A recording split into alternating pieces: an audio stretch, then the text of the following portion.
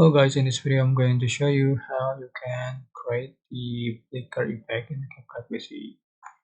So first, you can go to media and you can import your videos or photos you like to edit and just add to the track. So to make the flicker effect, there are two options. For the first, option, you can use the white or black screen. Just add to the track as an overlay, put on top, and make it shorter and larger. You can copy paste.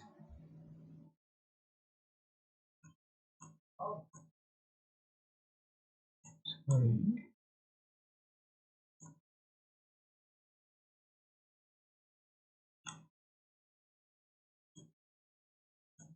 sorry.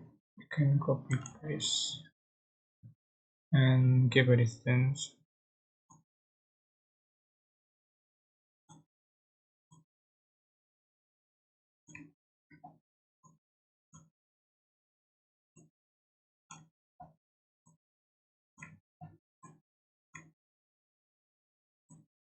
Do as before and paste the video.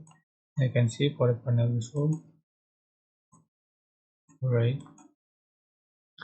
For the second option, you can go to effect, select the video effect, select night club. You can select black place or